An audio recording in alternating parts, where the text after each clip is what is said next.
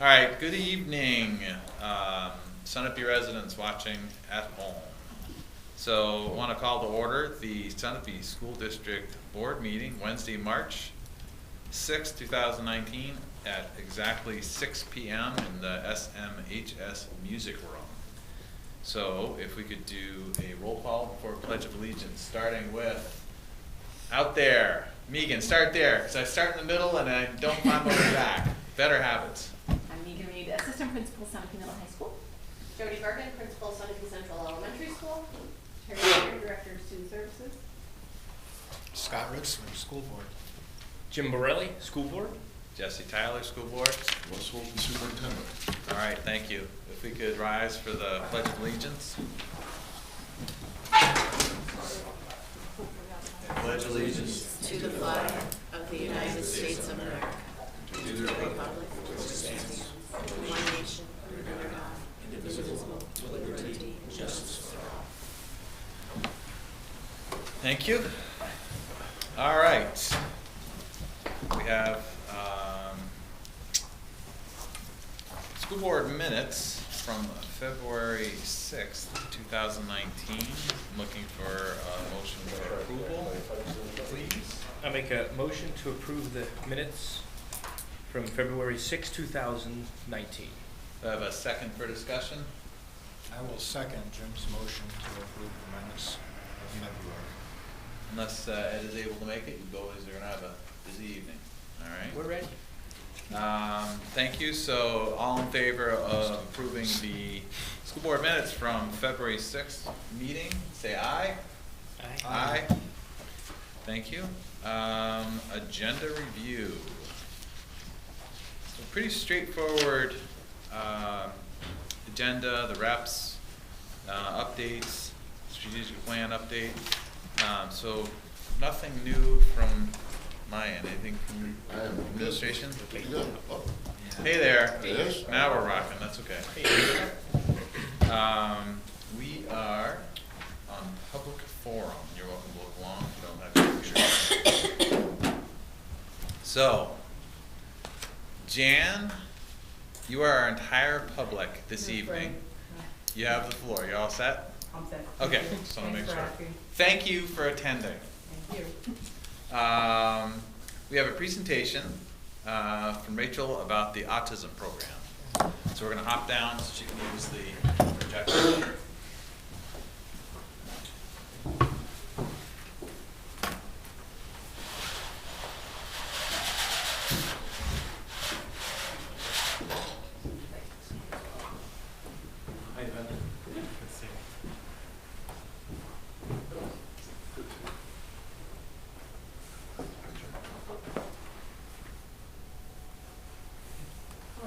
Thank you for having me tonight. My name is Rachel Gregoire. I'm a speech language pathologist and the autism program specialist at the elementary school.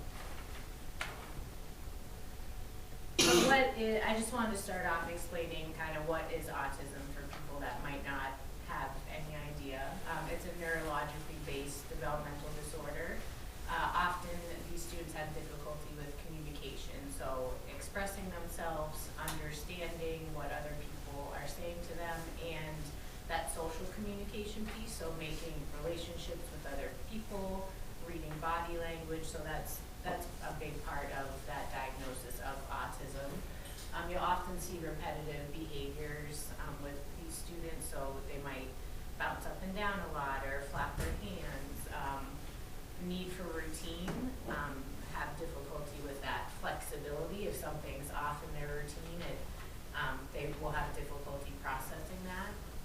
And also sometimes highly restricted interests. You see students, they really enjoy just cars or the weather or the temperature in different countries. They can be very, unique interests. Also, there's a lot of co-occurring gross motor, so like body movements. They might have low tone, so those kids that look floppy, and fine motor difficulties. They may need help, brushing their teeth and cutting their food and writing, things like that they need to use their hands for. So the diagnosis of autism really impacts impacts a variety of students' needs across, the board for their activities of daily living. How do they function at school? How do they function accessing their community? And it's a spectrum disorder, so there's a broad range of abilities. We have students in our program that are just working on social skill pieces, and others that are nonverbal students that we need a lot of support. Currently, we have 4 students in the program down at the elementary school. Their ages 4 to 12, so they're preschool all the way up to 5th grade. They benefit from a variety of supports, different services, accommodations, modifications throughout their day, and they all have one-to-one paraeducator support.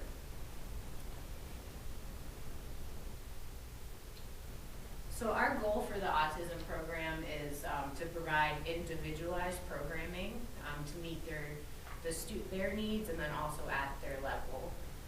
We really want to make sure they're included in their classroom and in the Sunapee community. We really feel that it's important not only to focus on academics at their level, what they're doing in the classroom. Right now we have a 3rd grader who their class is doing sugaring, so we modified, we made him a special book about how you do maple sugaring and how do you tap trees, and talked about the vocabulary with him. So it's really important for them to be a part of that classroom community, as well as teaching them those functional life skills. We do a cooking class every Wednesday. We go grocery shopping on Mondays, and we really want our students to be successful, not just academically, but as a whole person. And as you can see, there's one of our students at Nessa. He went skiing this winter, a big smile on his face. He would go every week if we let him. And the most important thing that I'd like people to know about our program is it truly takes a village. We would not be as successful as we have been this year without the support of the entire school building. Not just the students that work directly, the professionals that work directly with the student, but just our administrative assistant getting mail from our kids, our maintenance department making sure they say hi when they walk by these students. It really is wraparound services for these kiddos. They receive speech therapy, occupational therapy, behavioral support, and physical therapy, as well as the one-to-one paraprofessional support, and their curriculum support from me. Just anything that they're targeting for goals, we attempt to incorporate throughout their day. So when they're in speech therapy or OT, that's not the only time they're targeting those skills. We're working those skills into every activity that we can. We provide support for the Unified Arts teachers, the paraprofessionals, the gen ed teachers, and their peers. They have been, the students that are in the same classes have been so great with these students, and that's where they're going to get a lot of that social skill piece. It's great if they can talk to us, but it's even better if they can, communicate with their peers. We have weekly internal meetings that really help that whole team approach, so everyone's on the same page and supporting each other. Communication really is key for the staff and for the students. And there's one of our students within his classroom. Last year, that young man, him being with his peers like that would have not happened. So there's been a lot of growth this year. Does anyone have any questions? When you talk about, we have 4 students, it's 1 teacher per student. 1 paraprofessional, and then I'm the overseeing teacher, speech pathologist, helping modify and do programming. Now, does that 1 person stay with the student all day? Yep. One of the students has a split schedule, so in the morning they have 1 staff, in the afternoon they have another staff. It just helps with consistency. We are working on doing more cross-training so that there's more variety for the student and the staff member. I guess that's what I was going towards.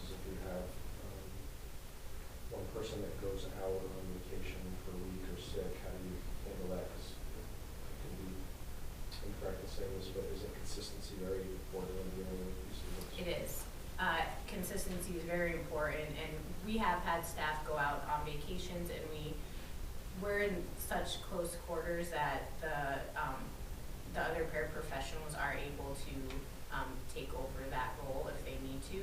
That's why the cross-training is very important to give staff the flexibility, and then also the student to learn those coping skills for when there's a change. And they go with the same schedule that our other students go?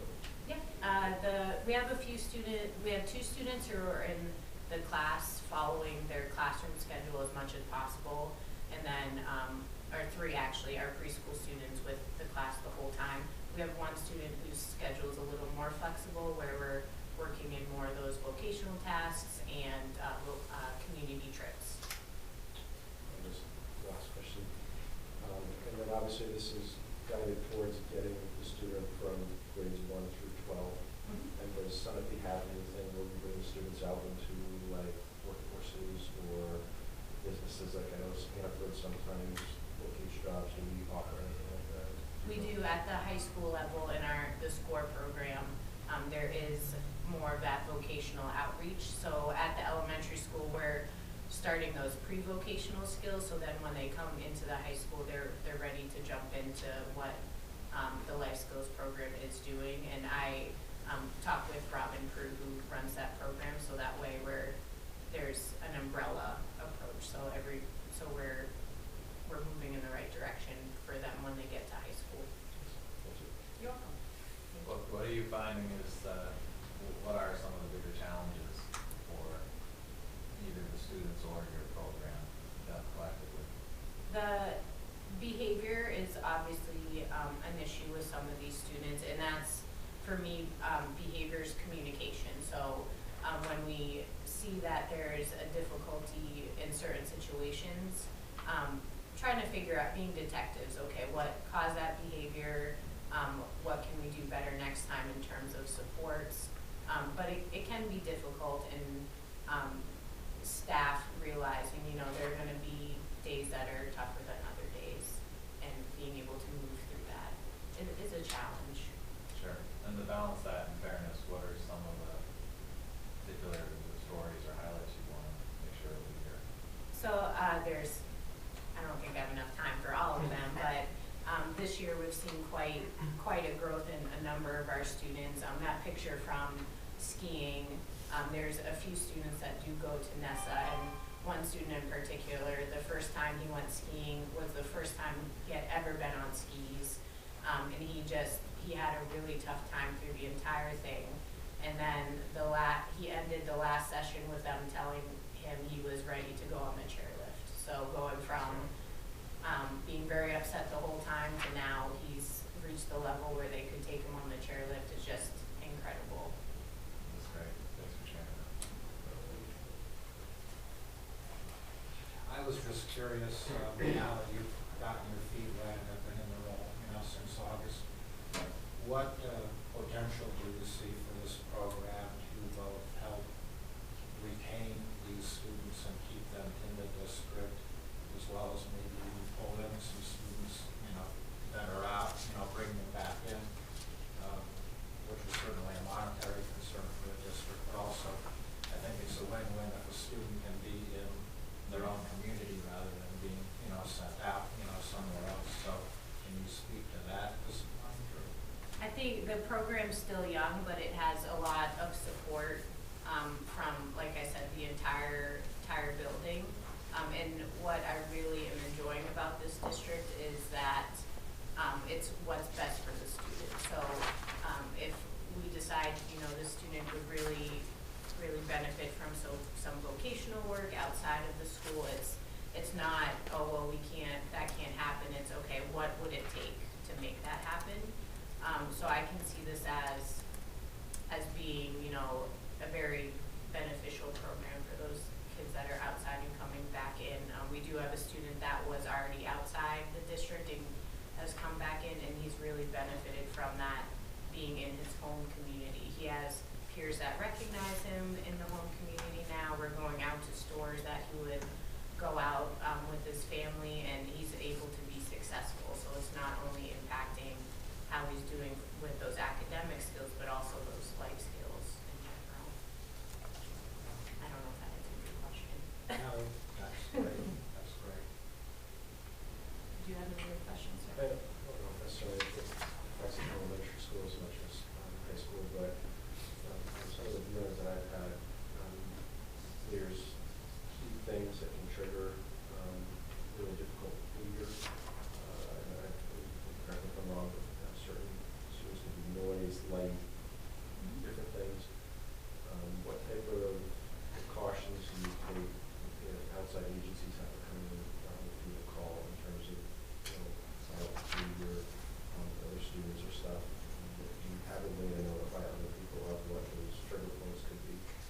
And that's part of that communication, that we're able to have, like, as a whole, talking with just the students, the paraprofessionals and professionals that work directly with the student to talk about those trigger points, but then also being able to say to people that might just encounter them, the students in the hall, hey, this is what's going on, just ignore and keep walking, or can you move this way? And if people have been really good about being accepting of the information we give them, and then also following through with that. So we're lucky enough where I can send an email or at a staff meeting say, this is what we're seeing with the student, just giving you a heads up, and here's the best way to respond to it. Yes. How does student become part of this program? Is there an assessment that's done, or? Tara might be able to answer that question a little bit better than I can. So this isn't a program that we're placing students in. Yeah. This isn't a self-contained program. Okay. Let me start there. Yeah. A self-contained program means that they would be in that room for 60% or more of their day. Yeah. This is really a resource room Okay. support Yeah. center. And so in terms of criteria, we're really looking for students who have multiple disabilities, who have some of the features that Rachel talked about in the beginning. It crosses a wide variety of needs, so I couldn't say that it would be this intellectual functioning Sure. and this, but they would have communication deficits. They would likely be inflexible. And as a school, we make those decisions as IEP teams. Sure. If a parent wanted some assistance for their child, they could just come to the school and request it if that's what they wanted to be So part of this? Or? It would be part of an IEP team meeting, Sure. so there would be an identification process. And once we went through the identification process, I would say more often than not, the school would be saying to the parent, we think that this is a good support, this is the best way to support the Sure. student moving forward. Yeah. But we have parents come to the school regularly to ask for different types of supports, and Yeah. we have several different teams that address those supports. So, thank you. Thank you. Thanks, Rachel. Thanks, Thank you, Rachel. Rachel.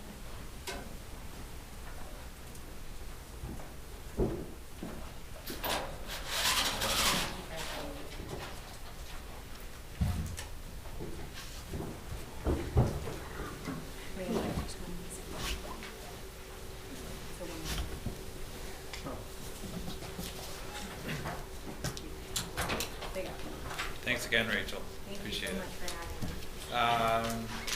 School updates. Did our student rep send one for Yes, you? I actually did. What's that? He's in the cafeteria. He's not going to be in tonight. I talked to him earlier. Other end of the building, I think. He is. He's I got- won't, Megan, you probably have some of this, so I'll just give little pieces, Blaze did send me a quick report. Talked a lot about Winter Carnival, did some sledding, played some football, some ice skating, some hockey, built some snowmans. Talked about Career Day, and I'm sure Megan, you'll expand a little bit more on that. It was just a tremendous day. And then boys and girls basketball team making the playoffs, unfortunately, were defeated along the way. We had our ski program continue to put Sunapee top, noting Ellie Frederick and Cameron Summerton, among others, recognized for their efforts in downhill skiing. And there was a blood drive on, I don't have a date. Oh, yes, I do. April 13th, 5:30 to 7:30. Does that sound right? Oh, it's March, but Oh, that's father-daughter dance. I don't have a date on the blood drive. I think it Oh, might be. next Wednesday, does that? Yeah. There you go. Next Wednesday, blood drive 1 to 6, and then father-daughter date night, Saturday, April 13th, 5:30 to 7:30, show and show. Quick update with our last student rep. I saw Jackie's parents at the Summit Lodge, and they said that Jackie had made nationals, which I thought was pretty amazing. So our recent student rep is thriving as well as a freshman in school. All right, do you want to take it from there, and then we'll Sure. go on? So since our last meeting, we had the honor roll field trip on a Saturday to Arrowhead. We took the kids sledding before Winter Day. We've had a middle school dance. An annual event that happens that's really fun is the level 1 Spanish students and the level 1 French students have a cook-off. So they make different recipes and enjoy that. We have the career day just prior to vacation, and the guidance department does a phenomenal job of pulling this day together. We were really fortunate this year to have David Calhoun as our guest speaker. So he's a Virginia Tech alumni, former vice chair of General Electric and CEO of the General Electric infrastructure. He's on the board of directors for Boeing and Caterpillar, and had some really great messages for the kids. Some of the themes were about learning and discovery. He also talked about going to the things that you're anxious about or nervous about, or that you don't feel like you're very good at, instead of shying away from those, going to them. They won't have as much power over you anymore, and that's how you build self-confidence. And so just some great messages and themes, and we're so appreciative of the time that he took to speak with us. We had about 25 other people who gave up time from their jobs to come and show kids what they do during their workday. So all students got to see 3 different sessions of different career fields and ask questions. We had a school-wide lunch all together in the gym, which is fun, and then we had our school talent show in the afternoon. And yesterday we had a presentation called Vaping Unveiled, where Breathe New Hampshire, who had come and done parents' nights prior, this year did a presentation for both our middle school and our high school students about the dangers of vaping. Thanks. Next Thursday and Friday are the school play, and it is a spin-off on Grimm's Brothers Fairy Tales. Thank you. Welcome.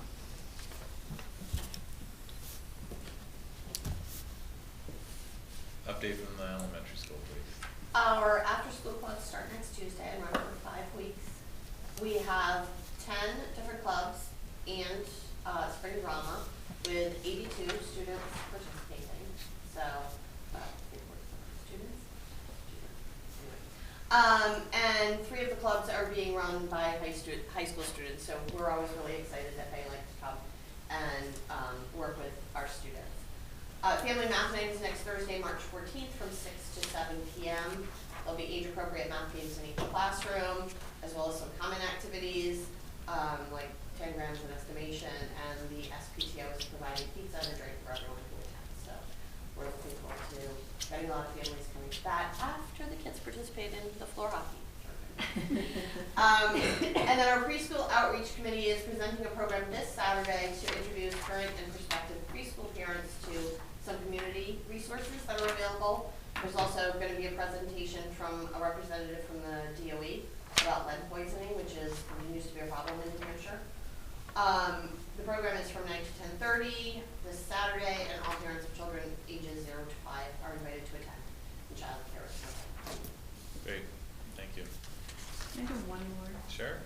So this just came in right before the meeting, but we had a very unique distinction or an accomplishment in that the New Hampshire Ski Meister, the final qualifying event happened today. So Sunapee came in first, second, and third for girls for the Ski Meister for the state, Wow. and first, second, and third for the boys for Ski Meister for the state.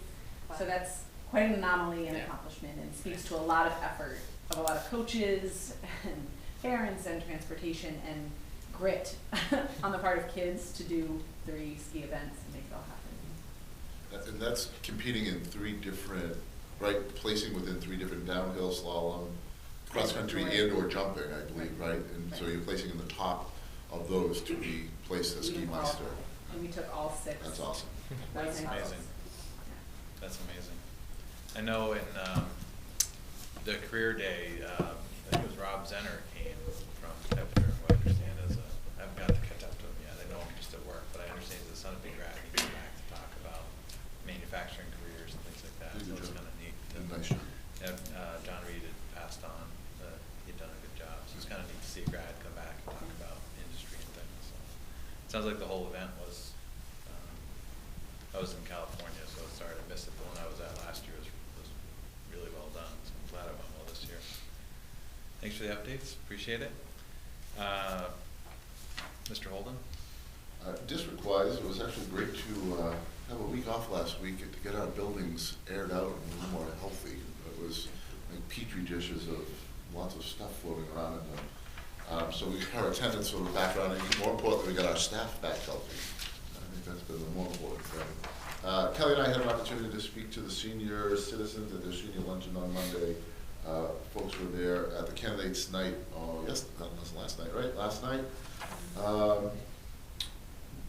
Jody mentioned preschool. I think we'll bring preschool in maybe next month and talk a little bit more about preschool. We've been having a lot of conversation recently around preschool, the need for preschool. I think I mentioned it Tuesday, potentially looking at what universal preschool could bring for this community and do for this community, and our needs that we're seeing within this community for preschool. So I think we'll put that on our next agenda, bring Amanda in and give maybe a more in-depth look at our preschool program. And that'll follow that information that happens this Saturday as well, right? So we'll have a little more in-depth there. And just following some legislation, I was hoping our Representative Tanner would be here tonight. She has been very busy down in Concord, so I know there are at least 5, if not 6 different bills looking at funding and adequacy. There are bills on the table that have everything to do with studying the code of ethics for board members, public infrastructure, looking at suspensions, prevention of suicide prevention, stabilization, emergency kits for classrooms, firearms in schools. There are quite a number of pieces of legislation that could potentially impact our district and impact policies.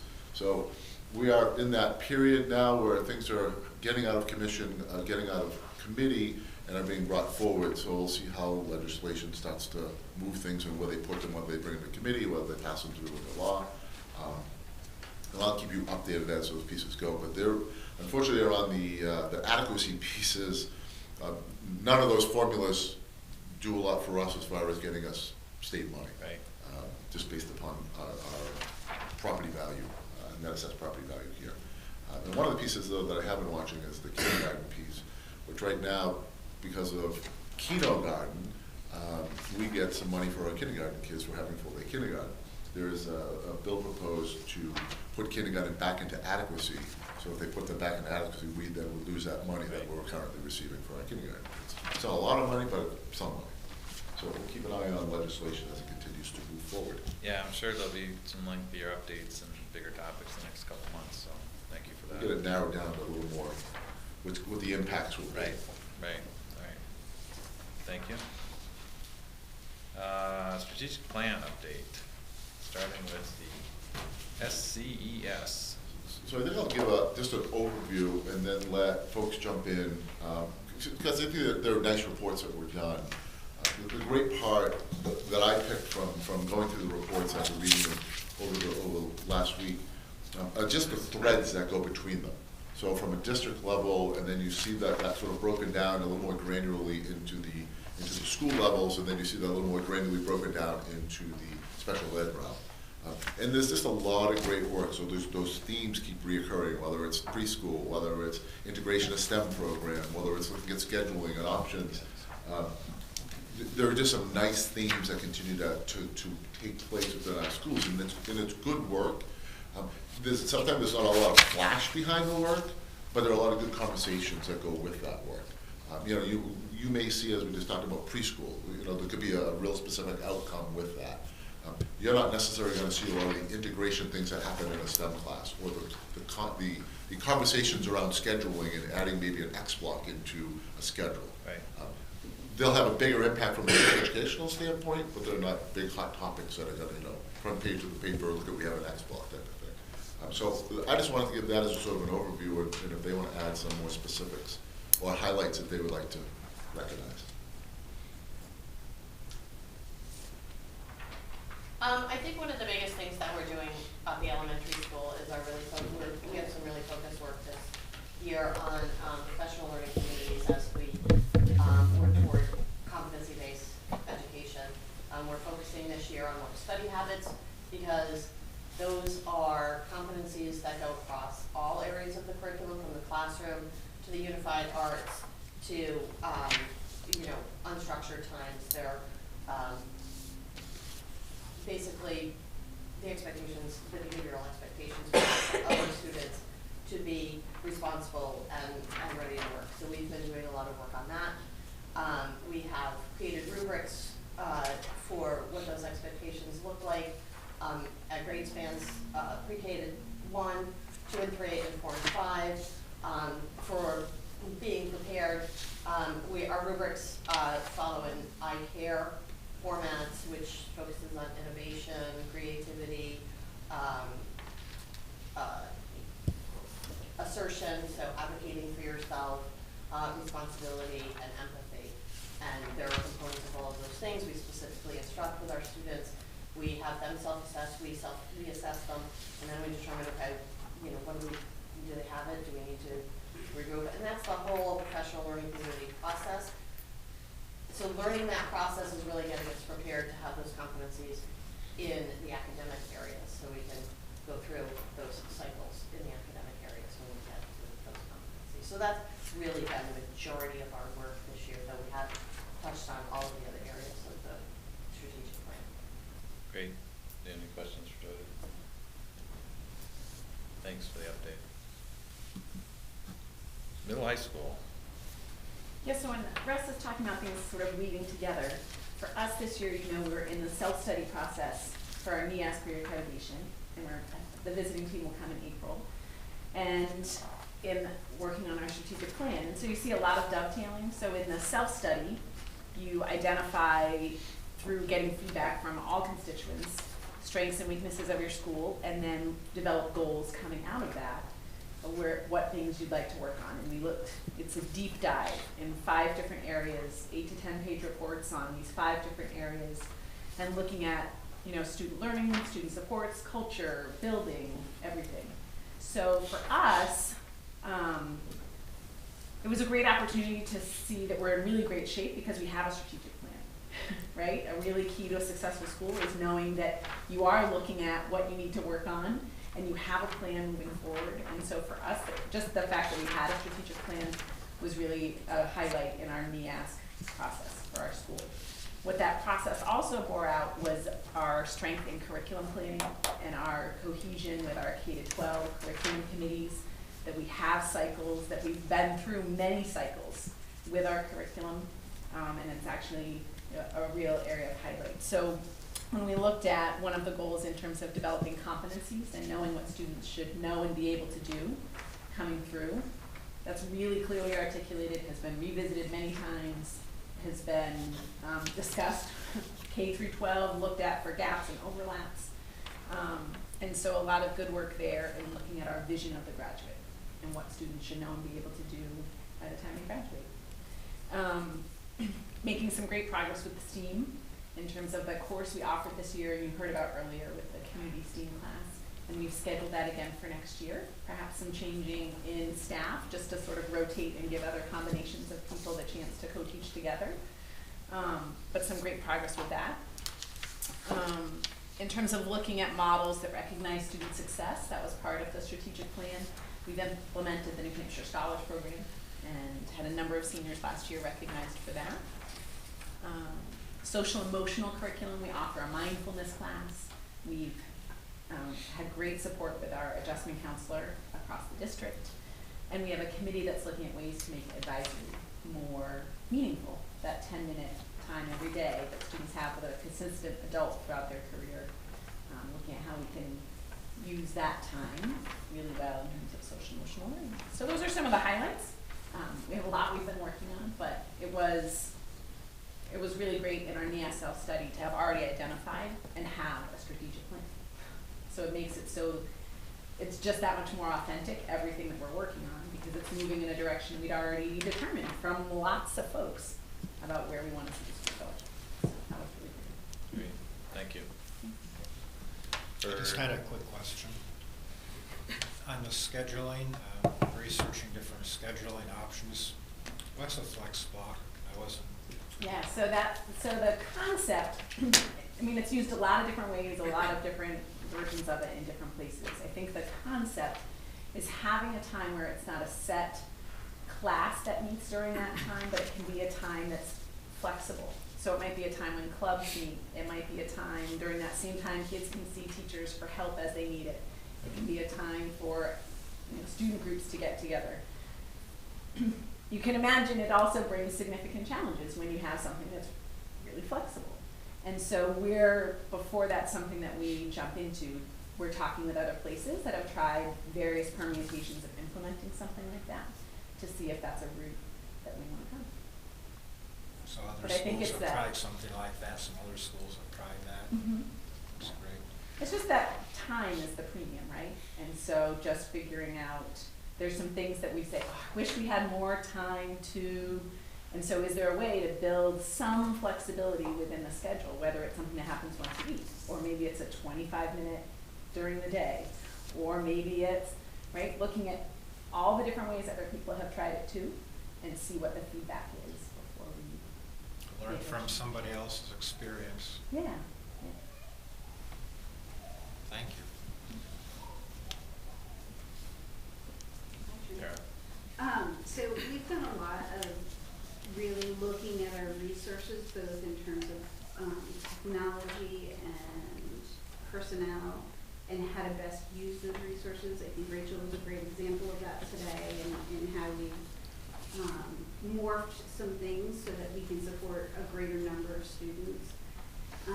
The adjustment counselor position, I piggyback on what Megan said, has been extraordinarily helpful, and she works closely with everybody across the district. So that certainly has been part of what we've worked on. The social emotional curriculum that we've been working on for a while. We've done a lot of training this year, and so while they each have their own pieces at their building level, we're looking at what they have, and then for our students who need specially designed instruction around social emotional curriculum, what does that look like? Because it's probably not going to be exactly the same, or it might be the same but more intensively delivered. So we're in the process of weeding through what best supports what they're already doing and diving into that. We've done some more work with personnel, and we're in the final stages of addressing supervision and evaluation for paraeducators. Preschool, it sounds like we're going to dive into preschool a little bit more at our next meeting, but certainly preschool is something we've spent a lot of time on. Expansion of preschool came out of our strategic plan, and so our preschool teacher has worked very diligently collecting information, birth records for 0 to 5-year-olds in the area, and started to create lists and send out surveys to explore what does the community need. They're putting on the program Saturday. So they've got a lot of things in the hopper. We're also working on parent involvement.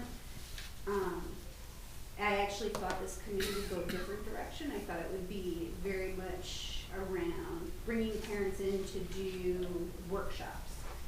And they've taken a very different approach, which is they've created a directory of all special ed personnel, and that will go home to every new parent of a student with disabilities, so that they have faces to go with names, because special ed can be a very scary process.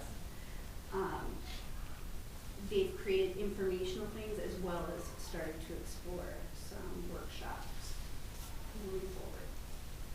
Great, helpful update, thank you from all of you. Do you want to add anything? And just again, from a district overview, you heard Megan speak about the curriculum, and Jody speak about the curriculum with the PLCs. Ongoing communication, 2 big pieces there from our district-wide. John Reed and a team have been working on our new website. We'll reveal that at the end of school to get that going for next year. And then today we had a training on registration, our registration forms. So we've been able to use PowerSchool. We are going to have all our registration forms automated, so parents can now go in, go online, register, fill out all the information without having to do it, and then we can upload that. It's a little more seamless, better way for us to communicate and get things done. Social emotional learning, I think 2 if not 3 people mentioned Cindy. The addition of Cindy is what she's brought to our district. You'll meet her later on this year as well. We continue to educate parents. We heard about the vaping. Early childhood recruitment, staff evaluations with 360 evaluation process, we continue to expand upon that. And just some of our overarching goals, our emergency preparedness, as I mentioned before, we had Homeland Security do a check of our schools again this year. The budget process that you folks are involved in going through a successful budget practice, I say that hopefully come Tuesday, it'll be a successful Tuesday process. night. But I think we prepared a good budget moving forward to present to the public, and I think a good teacher contract presented to the public. And then our facility, our commitment, providing students and teachers with facilities that are up to date, state-of-the-art, safe environment, ADA compliant, school facilities that enrich learning. Obviously, we've spent a lot of time looking not only at the elementary school, but now having a focus now on the school as well with some of the infrastructure needs. So again, hitting some of those targets on our strategic plan has been really beneficial. All right, thank you. Thanks all. Action items. Need to approve the proposed extracurricular positions. So instead of reading them all like I did when we first started doing this, everyone's read their notes before the meeting.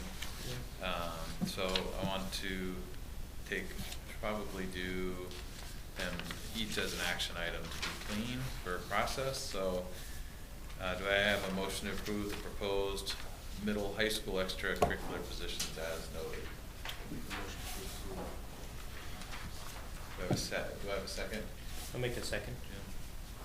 Jim? Any comments, questions? Okay, pretty straightforward. All in favor, say aye. Aye. Unanimous. All right, thank you. Looking for a motion to approve the proposed elementary school extracurricular positions. I will second that motion. All right. Any questions, discussion? Okay, pretty straightforward. All in favor of approving the elementary school curricular position, say aye. Aye. Unanimous. Thank you.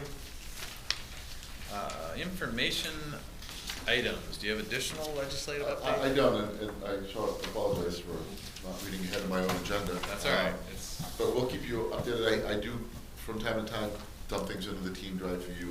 Right. To keep you updated as well. But we are getting to that point where bills now become laws, or get sent to committee, or gets, not the legislature. So we'll keep you updated. yeah, the New Hampshire School Board updates have been lengthier and detailed. They're really helpful as well. There's a lot to keep track of. But yeah, we'll keep emphasizing this as we go forward in the meetings and the more active season coming up the next few months. Extended field trip for baseball and Cape Cod. So just information for you as policy, the baseball, softball have gone down to the Cape for at least more longer than my tenure here. The weather gets a little nicer sooner down there. They go out and play some baseball and softball at the end of March over a long weekend. So just letting you know that I have approved that trip. Yep, standard format. Thank you for the. And I would just throw in a quick plug, if anybody has extraordinary culinary talents, they can put something together and donate it. Election day, there's a bake sale, at the Sherb, and those funds are split between baseball and softball to help, fund that trip for the kids, which is something that is a highlight of their year. That's something that all of the kids that, play baseball and softball, look forward to. So if you want to whip something up and donate it to the bake sale, that would be great. Just could I have one? Yeah. Quick aside, David Calhoun's presentation to our students is on our website. If you go to our website, hit the YouTube, it'll pop right up right there. So you can watch. He did about a 23, 25-minute presentation. Yeah, it's quite a speaker. It's amazing. All right, anything else? Sweeping the grounds here, okay. Manifests. You want to do the process, do the AP first, and then do the payroll. So can I get a motion for the AP manifests, please? I'll make a motion to approve AP Manifest 2019-16 and 2019-17. All right, thank you, Scott. Do I have a second? Ed, any discussion or questions? Okay, All in favor of approving the AP manifest 2019-16 and 2019-17, please say aye. Aye. Aye. Unanimous, thank you. I have a motion for the payroll manifest, please. I'll make a motion for the payroll manifest, 2019-16.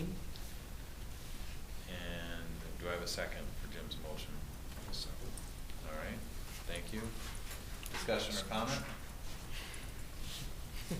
All right, all in favor of approving the payroll manifest 2019-16, say aye.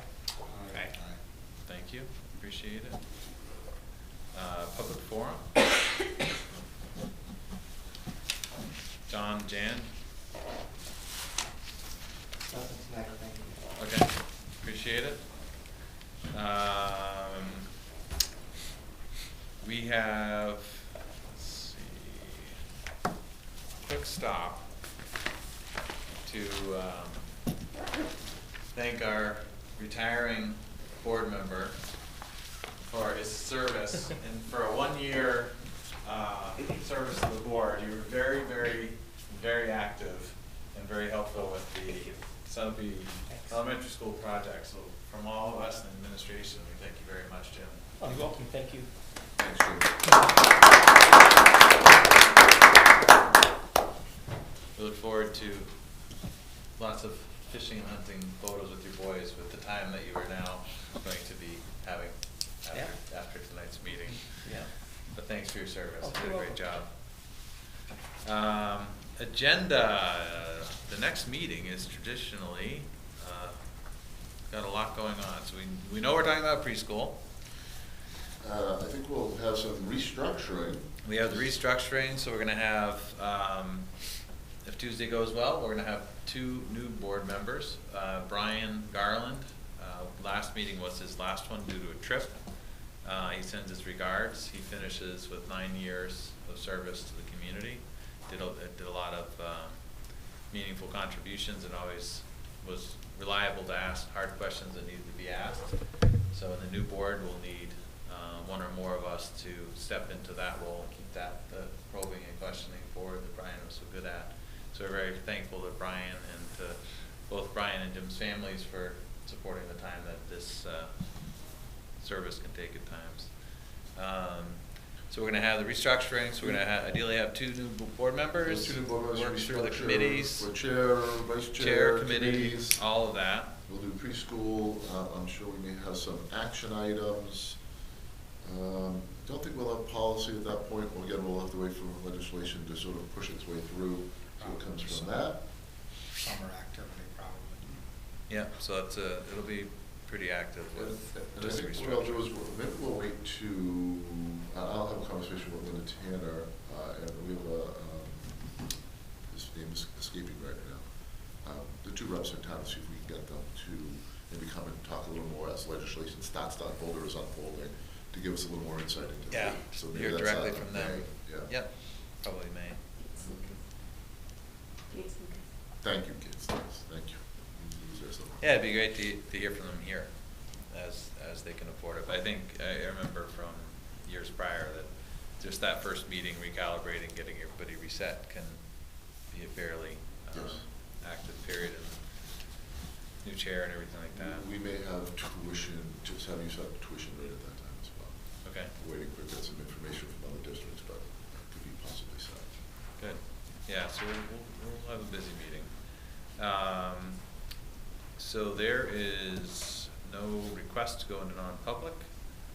So I think we are going to adjourn at 6:50. So we'll bring the meeting to close at 6:50 on March 6th.